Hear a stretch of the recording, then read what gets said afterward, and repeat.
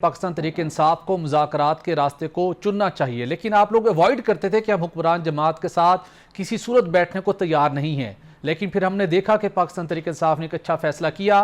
CPEC के हवाले से जब मुशावरती मैकेनिज्म का इजलास हुआ तो वहां पर आपके दो सीनियर रहनुमा मौजूद थे। अब प्राइम मिनिस्टर की तरफ से ये बात हुई कि जो ऑपरेशन अज़्म इस्तेहकाम है, ये जो और सूरत हाल है, उसके ऊपर आल पार्टीज कॉन्फ्रेंस बुलानी चाहिए। तो बानी पीटीआई ने क्लैरिटी के साथ कहा है कि पीटीआई इस एपीसी के अंदर शिरकत करेगी ताकि पता चल सके कि हुकूमती मौक़िफ़ क्या है। सवाल यह है कि एक जानिब जब पंजाब गवर्नमेंट की तरफ से एक संगीन नौयत का मुकदमा दर्ज करवाने की तैयारी हो रही है, दीगर केसेस भी तेज़ी से आगे बढ़ रहे हैं, ये उस वजह से आपके सियासी हिकमत अमली में तब्दीली आई है या बैकडोर कुछ लोगों की बातचीत का सिलसिला भी आपके साथ जारी रहा, या अब आप पार्टी के अंदर रियलाइजेशन है कुछ लोगों के एफर्ट्स की वजह से, या पार्टी के अंदर जो डिबेट हुई कि नहीं हमें गवर्नमेंट के साथ बैठना चाहिए, गवर्नमेंट को इंगेज करना चाहिए ताकि कोई दरमियानी रास्ता निकले। एक्चुअल सूरत हाल क्या है? बिस्मिल्लाहिर्रहमानिर्रहीम। भट्टी साहब, मैं बहुत शुक्रगुजार हूँ कि आपने याद किया। एक्चुअली जी 2-3 क्वेश्चंस आपने मिक्स कर दिए हैं, मैं उनका वन बाय वन एड्रेस करता चलूँ। देखिए जी, हम तो पॉलिटिकल पार्टी हैं, हम तो डे फर्स्ट से सीरियस हैं और हमारा पहले दिन से ही ये मौक़िफ़ था कि जी मैंडेट चोरी हुआ है। मैंडेट चोरी होने का जो हमने एक दावा किया वो कंक्रीट एविडेंस के ऊपर किया, कोई हवाई फायर इन डार्क नहीं किया। और वो दावा वही पार्टी करती है जो पॉलिटिकल पार्टी होती है। जो पॉलिटिकल पार्टी नहीं है वो ना दावेदार होती है, ना पॉलिटिकल इस रिफॉर्म्स के ऊपर बिलीव करती है, ना ही वो किसी भी किस्म के इंतखाबात। हमारी सियासत में दावों की तो सर भरमार है। नहीं, मैंने कहा कंक्रीट एविडेंस के ऊपर, मैं इस तरह मैंने बात नहीं की। कंक्रीट एविडेंस के ऊपर है, आप उठा के देख लें, आपको पता चल जाएगा। इस्लामाबाद से स्टार्ट कर लें।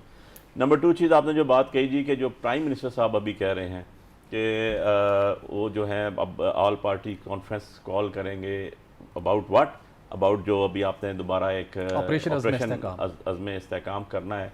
देखिए, ये चीज़ें होती हैं वेल बिफोर टाइम करने की। आपने जब ये अनाउंस कर दिया, आपने मीटिंग के अंदर वहाँ पर बैठ के ये डिसाइड कर दिया, तो हमारा डे फर्स्ट से ये मौक़िफ़ था कि आपको पार्लियामेंट में लाना चाहिए।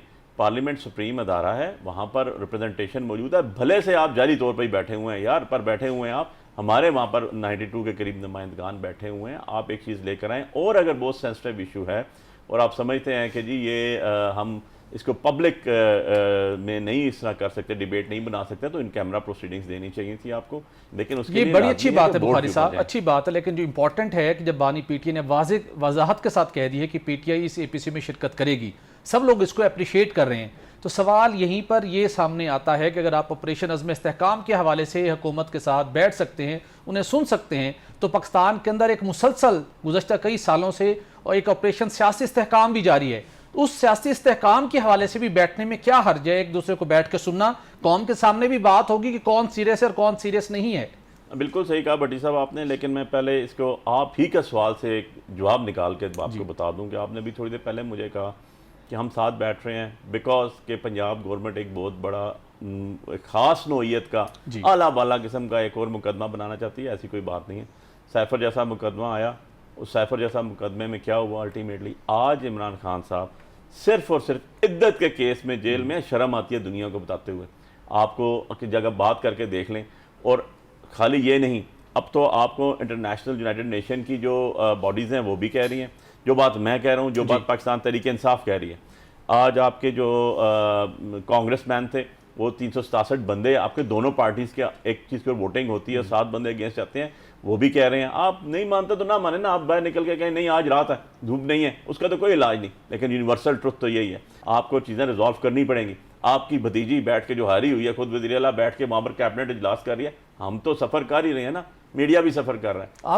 आपके लिए पंजाब गवर्नमेंट का नया बनने वाला केस कोई थ्रेट है बानी पीटीआई के हवाले से, ये पार्टी पर पाबंदी लगने के हवाले से? देखिए जी, किसी किस्म का कोई थ्रेट नहीं है, क्योंकि झूठे मुकदमों में कभी जान नहीं होती। तो टाइम बिंग महीना होगा, 2 महीने होगा, 4 महीने होगा, 6 महीने होगा, उसके बाद वो अंडू होगा। जैसे आपने देख लिया 40 साल बाद ज़ुल्फ़िकार अली भुट्टो का केस भी अंडू हो गया। सो ये तो इशू ही कोई नहीं है, इसको मैं तो इशू समझता नहीं हूँ। क्यों? क्योंकि आपने साइफर बनाया, साइफर की जिस तरह धज्जियाँ हुई, जिस तरह उसका पोस्टमार्टम हुआ, जो स्केलेटन सामने आया, जजमेंट बोल रही है इस्लामाबाद हाई कोर्ट की, देख लें। पहली दफ़ा ऐसा हुआ कि अमेरिका को भी डोनाल्ड ड्यूक को बुला के पूछना पड़ा सेनेटर्स को कि भाई तुमने हमारी जिल्लत करवा दी है सारी दुनिया में। इसी तरह इद्दत का केस आया, ज़रा उसका भी असर देख लीजिएगा क्या होगा।